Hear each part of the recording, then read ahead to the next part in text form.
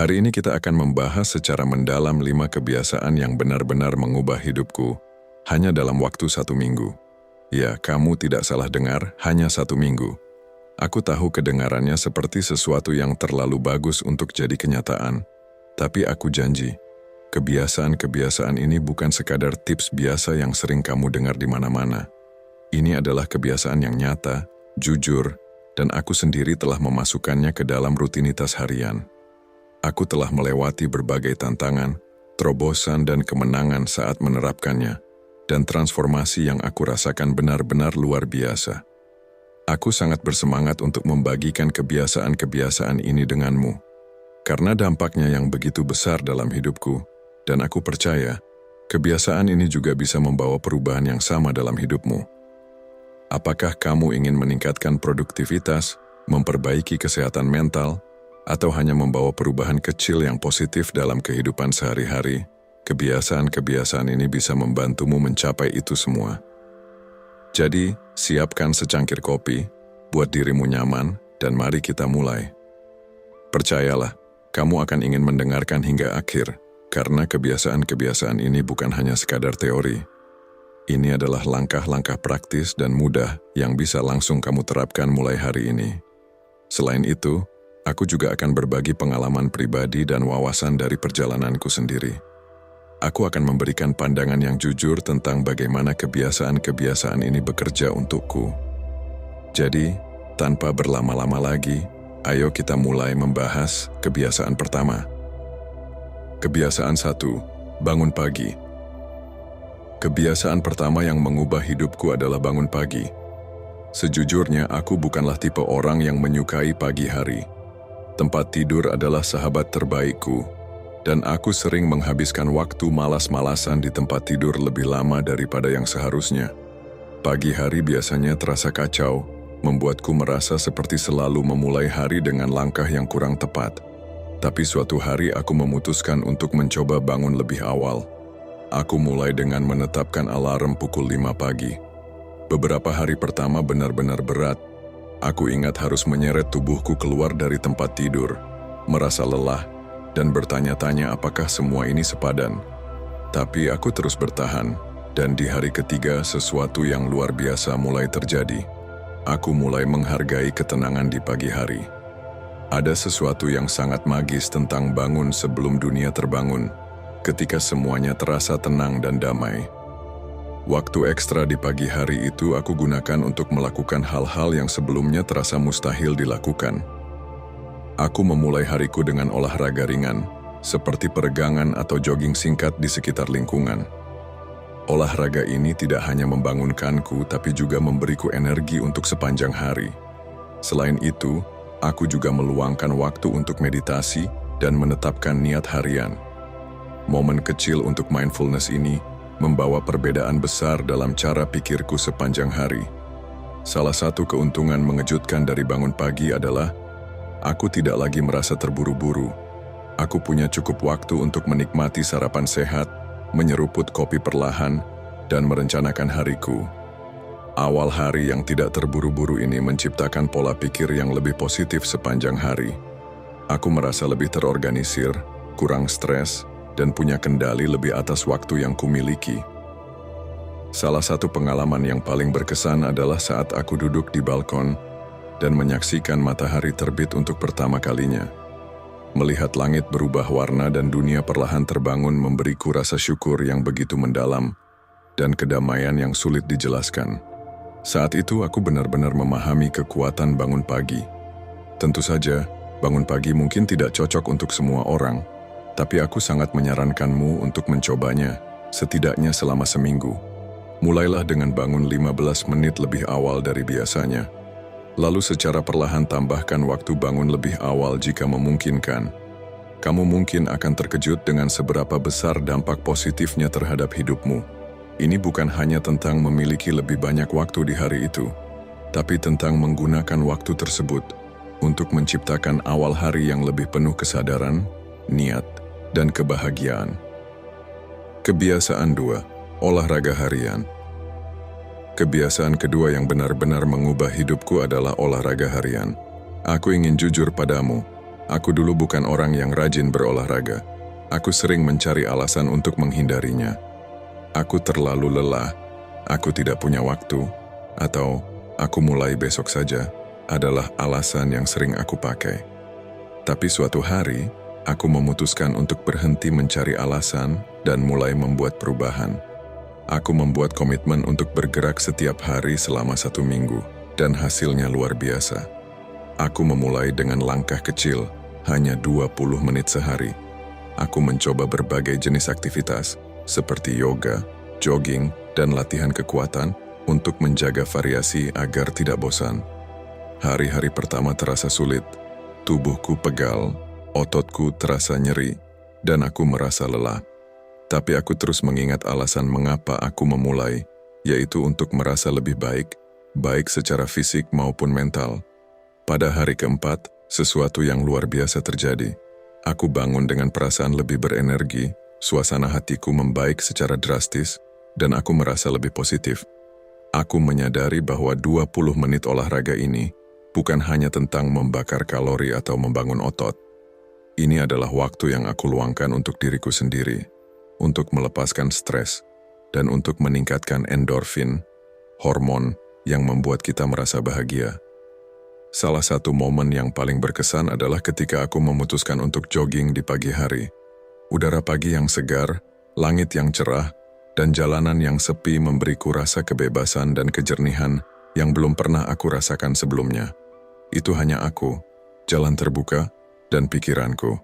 Rasanya seperti hubungan yang mendalam antara diriku dengan dunia di sekitarku, sungguh pengalaman yang memberdayakan.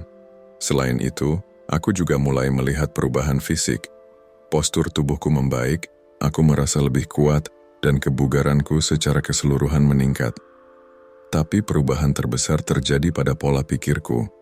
Olahraga menjadi waktu untuk merawat diri, bukan lagi sebuah kewajiban. Ini berubah menjadi kebiasaan yang aku nikmati. Salah satu pengalaman baru yang juga sangat berkesan adalah mencoba yoga untuk pertama kalinya. Awalnya, aku ragu karena merasa tubuhku tidak cukup fleksibel, atau bahwa yoga bukanlah olahraga sungguhan. Tapi setelah beberapa sesi, aku jatuh cinta pada praktik ini. Yoga mengajarkanku untuk hadir, bernapas dengan sadar, dan mendengarkan tubuhku. Itu adalah pengalaman yang sangat transformatif yang melampaui manfaat fisiknya. Mengintegrasikan olahraga harian ke dalam rutinitasku membuatku menyadari bahwa merawat tubuhku secara langsung memengaruhi kesehatan mental dan kebahagiaanku secara keseluruhan. Ini bukan tentang menjadi sempurna atau memaksakan diri ke titik ekstrem, tetapi tentang menemukan bentuk gerakan yang kamu nikmati dan menjadikannya bagian dari hidupmu. Jika kamu merasa sulit untuk memulai, saranku adalah mulai dari hal kecil. Temukan aktivitas yang kamu sukai, apakah itu menari, mendaki, atau hanya berjalan kaki. Komitlah untuk beberapa menit sehari dan bangun rutinitasmu dari sana. Percayalah, manfaat yang kamu rasakan akan sepadan dengan usaha yang kamu lakukan. Kebiasaan ini bukan hanya mengubah tubuhku, tapi juga mengubah cara pandangku terhadap hidup. Kebiasaan 3, menulis jurnal. Kebiasaan ketiga yang mengubah hidupku adalah menulis jurnal. Jujur saja, dulu aku berpikir bahwa menulis jurnal hanya untuk orang-orang yang punya banyak waktu luang atau yang memang sudah sangat introspektif. Aku merasa skeptis, siapa yang punya waktu untuk duduk dan menulis tentang harinya, sementara ada begitu banyak hal yang harus dilakukan? Tapi setelah mencoba konsisten menulis jurnal selama 1 minggu, sudut pandangku berubah sepenuhnya. Kebiasaan ini menjadi fondasi utama dalam perjalananku untuk berkembang secara pribadi. Aku memulainya dengan sederhana. Setiap malam sebelum tidur, aku meluangkan waktu 10 menit untuk menulis. Tidak perlu aplikasi mewah atau buku catatan yang indah. Aku hanya menggunakan buku tulis biasa dan pena yang nyaman di tanganku. Awalnya, aku tidak tahu harus menulis apa. Malam pertama, aku hanya mencatat hal-hal sederhana, seperti bagaimana hariku berjalan, apa yang membuatku bahagia, dan apa yang menjadi tantanganku. Tapi seiring berjalannya waktu, aku mulai menulis lebih dalam. Aku menuliskan tentang impianku, kekhawatiranku, tujuan hidupku, bahkan hal-hal yang membuatku tidak percaya diri. Rasanya seperti memiliki percakapan dengan diriku sendiri, Dan disitulah keajaiban mulai terjadi. Aku mulai melihat pola dalam pikiranku dan perilakuku. Aku menyadari bahwa ada kekhawatiran tertentu yang tidak perlu aku pikirkan, sementara ada area lain di mana aku bisa mengambil langkah nyata untuk memperbaiki situasi. Salah satu momen yang paling berkesan adalah ketika aku menulis tentang hari yang sangat penuh tekanan di tempat kerja. Dengan menuliskan secara detail apa yang membuatku stres, bagaimana perasaanku, dan apa yang bisa aku lakukan di masa depan, aku menemukan kejelasan. Proses ini memberiku rasa kontrol atas emosiku dan membantuku untuk tidak larut dalam perasaan negatif. Selain itu, menulis jurnal juga membantuku melacak kemajuan. Aku mencatat kemenangan-kemenangan kecil, bahkan yang paling sederhana sekalipun. Melihat kembali halaman-halaman jurnalku yang penuh dengan pencapaian, baik besar maupun kecil, memberiku motivasi untuk terus maju. Salah satu contoh yang sangat memberiku dorongan adalah ketika aku menulis tentang persiapanku untuk presentasi besar di kantor. Membaca kembali proses persiapanku dan hasil positif yang aku dapatkan memberiku rasa percaya diri yang luar biasa. Aku juga menambahkan bagian rasa syukur dalam jurnalku. Setiap malam, aku menuliskan 3 hal yang aku syukuri pada hari itu. Kebiasaan sederhana ini secara perlahan menggeser fokusku dari apa yang kurang dalam hidupku menjadi apa yang sudah aku miliki. Salah satu entry yang paling membekas di hatiku adalah tentang kebaikan seorang asing yang membantuku membawa barang belanjaan yang berat. Menuliskan hal ini tidak hanya membuatku merasa bersyukur, tetapi juga menginspirasiku untuk melakukan kebaikan yang sama kepada orang lain. Melalui jurnal, aku menemukan banyak hal tentang diriku sendiri, keinginan, ketakutan, kekuatan, dan kelemahanku. Menulis menjadi bentuk terapi yang sangat efektif. Itu adalah tempat yang aman di mana aku bisa jujur sepenuhnya dengan diriku sendiri, tanpa takut dihakimi. Proses ini membantuku mengurai pikiran-pikiran dan emosi yang sering terasa begitu rumit. Jika kamu belum pernah mencoba menulis jurnal, aku sangat menyarankanmu untuk mencobanya. Jangan khawatir tentang menulis dengan sempurna atau memiliki pemikiran mendalam. Tulis saja apa yang ada di pikiranmu, seperti aliran kesadaran, rangkuman harimu, atau refleksi tentang suatu peristiwa. Beri dirimu kebebasan untuk mengekspresikan apa yang kamu rasakan. Kamu mungkin akan terkejut dengan seberapa besar rasa kejelasan dan ketenangan yang bisa dibawa oleh kebiasaan ini ke dalam hidupmu. Ingat, ini bukan tentang apa yang kamu tulis, tapi tentang proses menulis itu sendiri. Kebiasaan 4, makan dengan penuh kesadaran. Kebiasaan keempat yang mengubah hidupku adalah makan dengan penuh kesadaran. Sebelumnya, seperti kebanyakan orang, aku sering makan sambil melakukan banyak hal lain, entah itu menonton TV, scrolling media sosial, atau bahkan bekerja di depan laptop. Aku makan dengan cepat tanpa benar-benar memperhatikan apa yang kumakan, dan aku tidak menyadari seberapa banyak pola ini memengaruhi kesehatanku secara keseluruhan. Namun, selama 1 minggu aku memutuskan untuk mencoba mindful eating, atau makan dengan penuh kesadaran.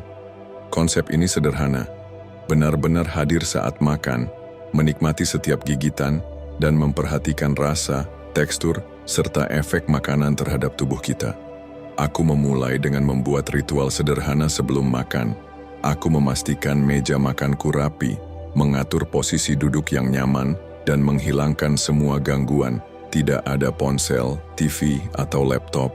Awalnya, terasa aneh untuk duduk diam dengan makanan tanpa melakukan hal lain, tapi perlahan, aku mulai menikmatinya.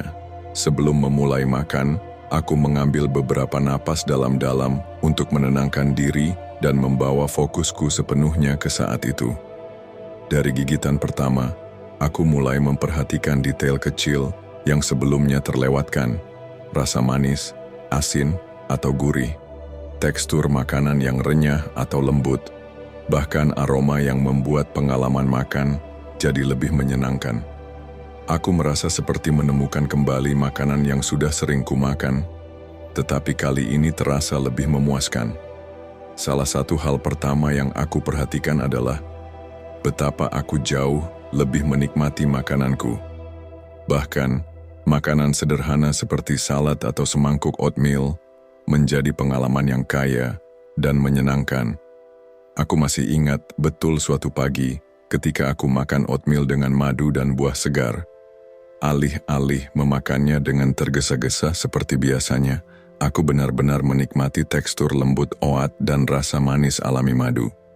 Momen ini terasa sangat damai dan penuh syukur, seperti aku sedang menghargai makanan yang kuberikan kepada tubuhku.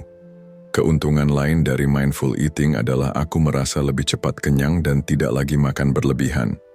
Dengan melambat dan memperhatikan sinyal tubuhku, aku bisa mendengar kapan tubuhku mengatakan cukup.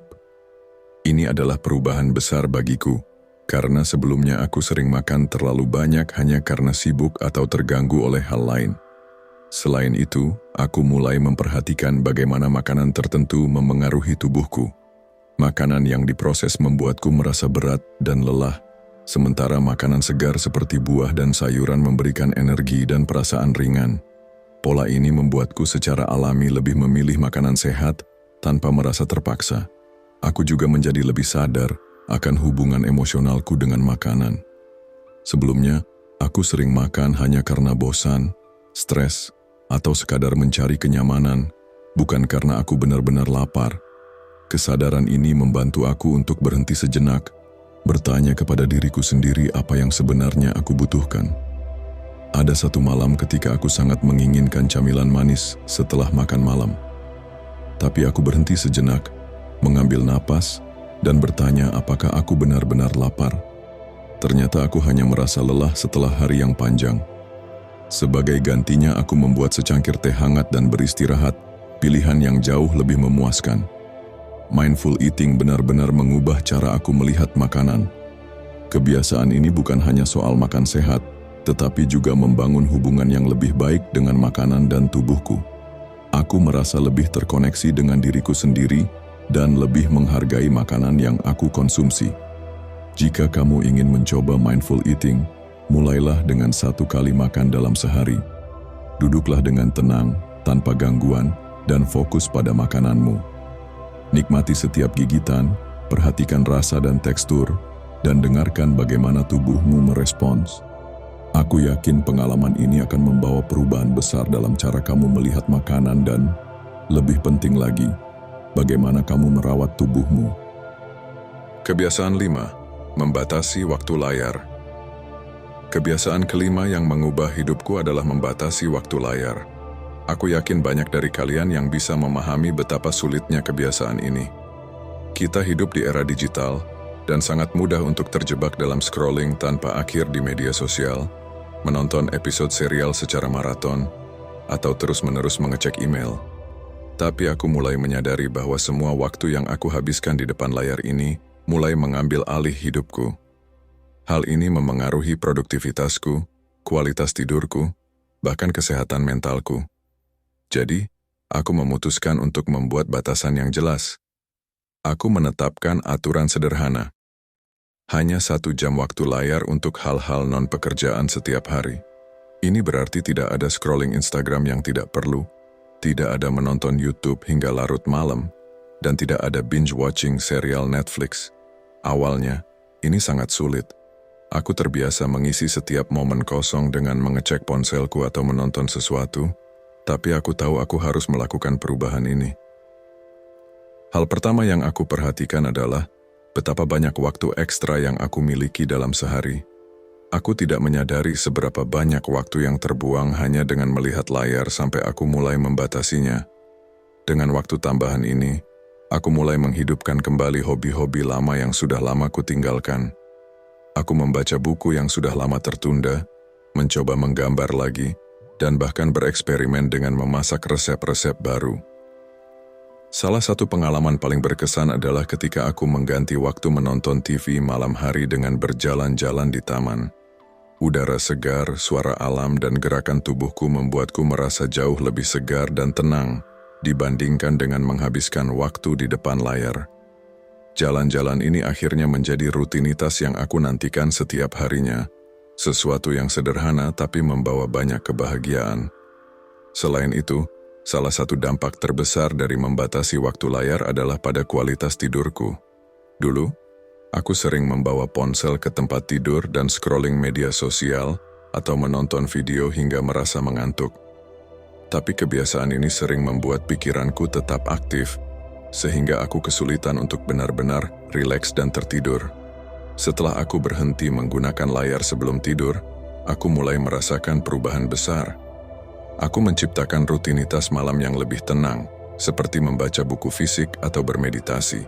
Aku tidur lebih cepat, lebih nyenyak, dan bangun dengan perasaan jauh lebih segar. Tidak hanya itu, aku juga merasa lebih tenang secara emosional, tanpa terus-menerus terpapar berita buruk, pembaruan media sosial, atau perbandingan yang tidak sehat. Aku merasa jauh lebih fokus pada diriku sendiri dan apa yang benar-benar penting dalam hidupku. Aku merasa lebih hadir saat berbicara dengan orang lain, lebih perhatian pada lingkunganku, dan lebih terhubung dengan dunia nyata. Salah satu hari yang paling berkesan selama minggu itu adalah ketika aku menghabiskan sore di sebuah kafe lokal dengan hanya membawa buku catatan dan pena.